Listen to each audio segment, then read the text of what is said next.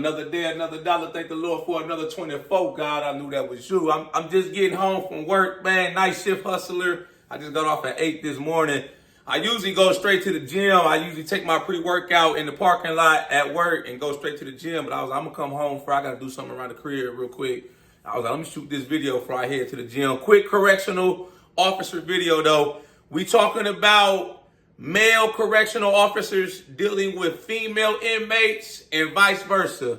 Female officers dealing with male inmates. You know, I only worked with females in my 12 years working in corrections. My first 2 years when I worked at the county jail, I worked with females. You know, this is the thing. You know, when you're dealing with an inmate of the opposite sex, man, you have to, it's really like a tightrope, you know. But as long as you do your job and you stick to the policy and you fair, firm, and consistent with the inmates, you know, no matter if they're male, female, whatever they are, you'll do just fine in the job in your career, you know. But when I noticed, when I was a rookie, my first year working corrections, I was at the county jail, and you know, I had to work the unit that was the female inmates were housed in, you know. They didn't know who I was. You know, I'm a young guy, whatnot. I'm 21 at the time. And I would notice when I would come onto the unit, you know, the female inmates, they would be catcalling, whistling, stuff like that. And it was like they had to learn me. They had to learn my style of being a correctional officer. Because when I came onto the unit, when I worked on the female pod, or the female units, man, I was strictly by the book. I hardly said 2 words, you know, to the female. I gave them what they had coming, you know.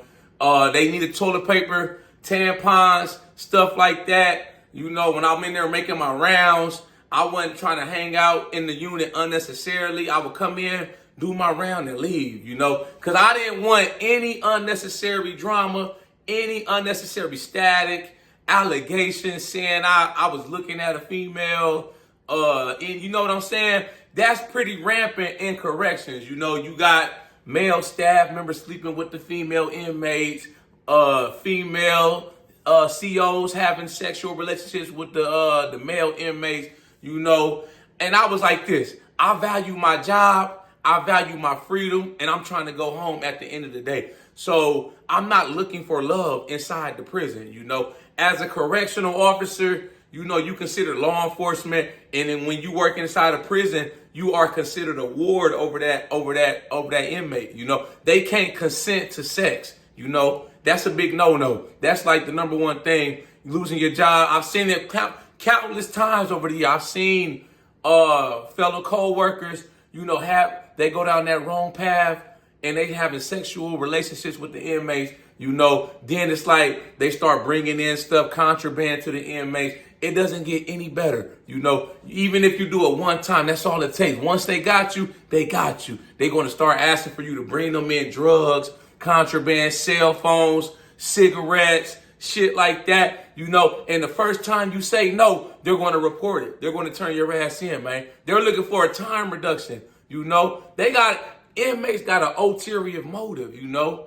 Even if you think they cool, you know, you getting off, y'all going in the back closet having sex and shit, man. You think it's all good. Nobody's going to know. Eventually this shit's going to catch up to you, man. What's done in the dark comes to light. You know, the inmate, man, the first time you say no or any type of situation like that, I promise you they're going to report you to the lieutenant, whoever, the warden, whatever, man. And you're going to be out of a job. And you're going to be possibly facing jail time. I've seen it. I've seen fellow co-workers, man, they get fired and they get prison time, man. We had to do it at my job. Man, I'm at a male federal prison now. But there was we got transgender inmates there. There was a co-worker. You never would have expected this shit or thought he would do some shit like this, man. I was like, wow, this shit, it was like a damn shame. He was going on the unit. He was forcing this transgender inmate to give him oral sex in his cell. You know, he was dropping his pants, like, get down there, you know what time it is, shit like that, man. He ended up losing his job, and he got, I want to say, like 3 years in federal prison for that. So is it worth going into jail, you know, going in there, looking for sexual favors, looking for relationships, trying to find your love, we're getting your honey where you get your money. Is it worth it in the long run? You're going to lose your job. You're going to lose your benefits, your retirement, your pension, all that shit. Your reputation is down the drain, flushed down the toilet. Like I said, you possibly could be facing jail time. None of that shit is worth it to me, man.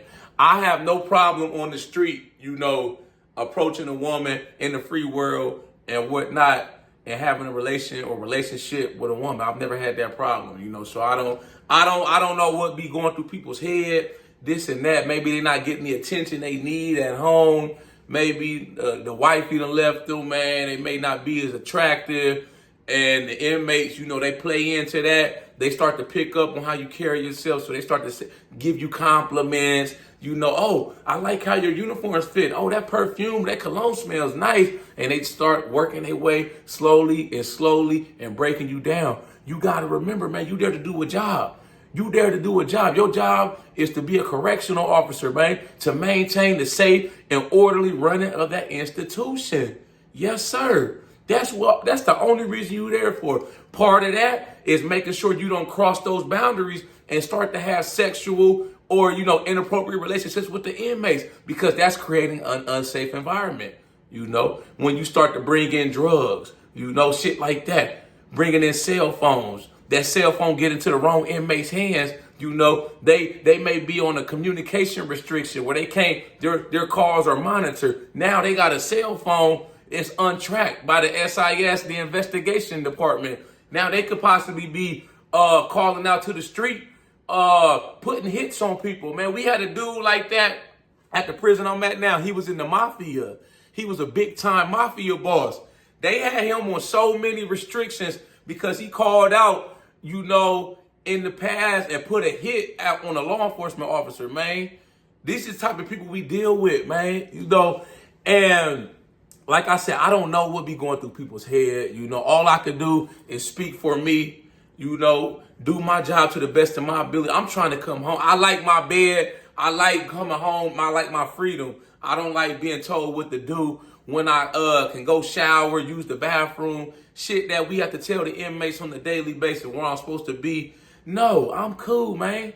Yeah.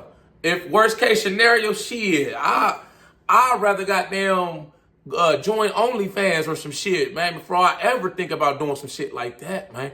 I'm not trying to do not one day in nobody's jail unless I'm going in there to work, man. You won't catch me, no sir.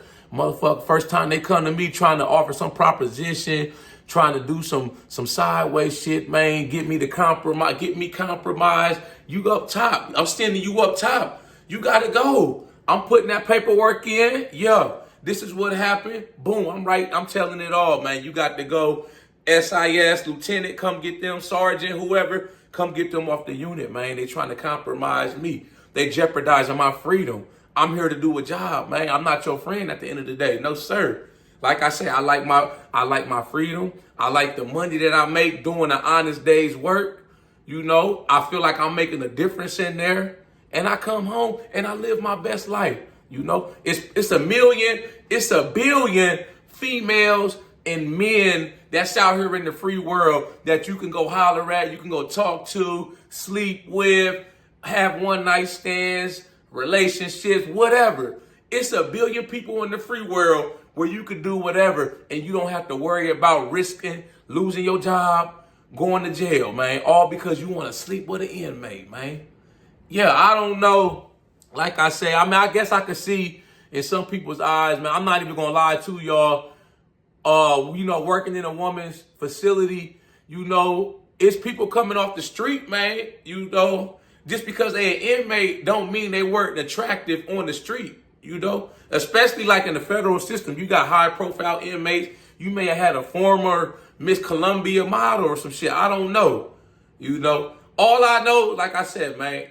An inmate's an inmate. At the end of the day, I got a job to do. My job is to make sure they ain't in there trying to kill each other, trying to harm themselves, stabbing each other, smoking dope, K2 drugs, trying to escape, You shit like that, man, disrupting the orderly running of the institution. That's what they paid me for. That's what I signed up for when I took the oath, man. All that Uster stuff, like my co-workers, I don't ever judge a book by its cover. You know what I'm saying? But if you doing wrong and you know you doing wrong, eventually the shit's gonna come to light, and you putting your co-workers in a dangerous situation, man, when you do shit like that. So I ain't got nothing for you. I have no respect for you.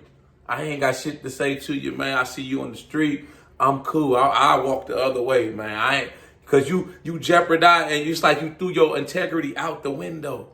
You're no good. You're never working a job like this again once you get caught. And you're going to get caught. It's just a matter of time. It's inevitable. It's coming. People think they could beat the system. They think, man, even if you get away with the shit, sleeping with inmates or being a dirty staff, bringing in drugs, dope, contraband, even if you get away with it for years, man, eventually you're going to get caught, man. I've seen it plenty times.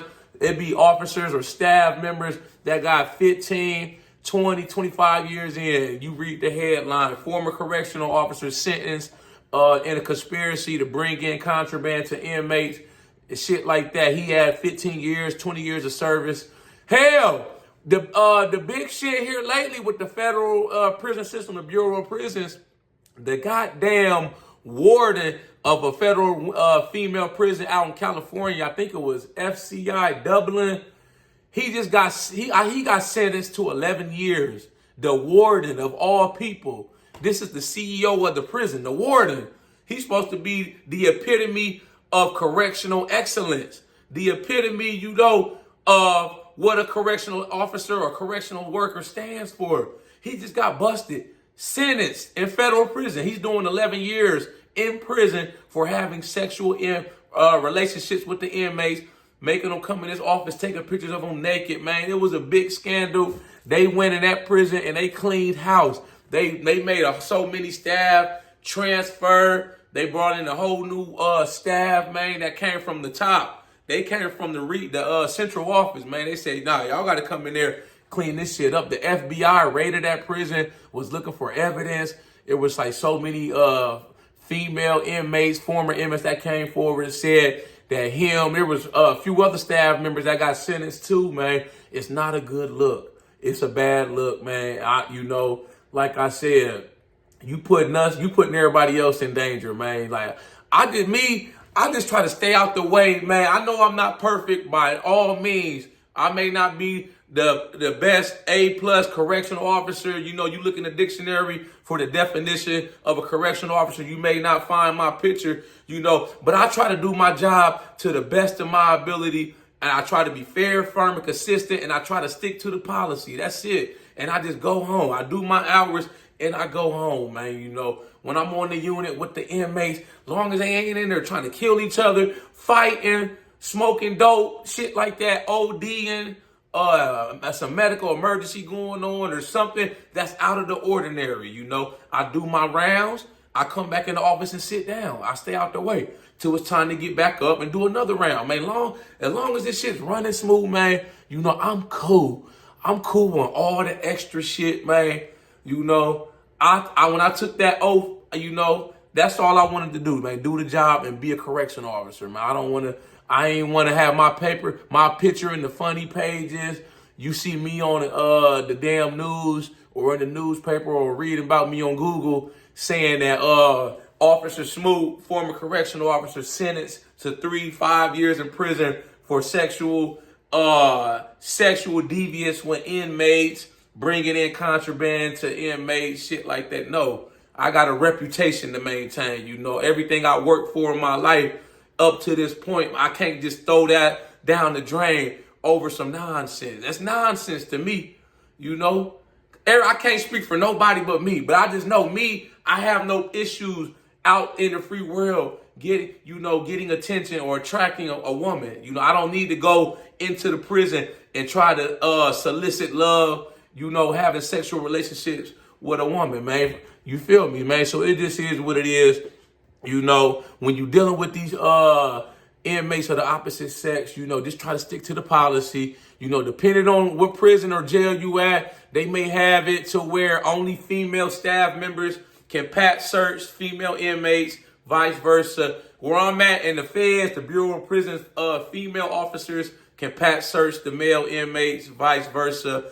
They may, if you got like transgender inmates in your prison, I've seen that in the past. What's going on now? They may carry a special card where it says that I'm a transgender inmate. Only a female staff member can pat search me. There's transgender inmates like that at the prison I'm at now. So with them, I'm hands off. If I'm suspicious of them having some contraband on them or something, I'm not going to touch them. I'm going to maybe make them stand right here in my eyesight, and I'm going to get on my walkie-talkie, call for the lieutenant, the supervisor, a female staff member to come too so they can pat search them, man. Don't put your job in jeopardy. Stick to the policy. When in doubt, at the end of the day, man, when in doubt, as long as you within policy and you doing your job, man, you will be good and damn near 100% of situations, man. When in doubt, when you don't know, stick to the policy. Call the lieutenant or the sergeant or the shift supervisor. Say, hey, Lou, I got a question. What am I supposed to do in this situation? They should know the policy. If they don't know or it sounds fishy, shit.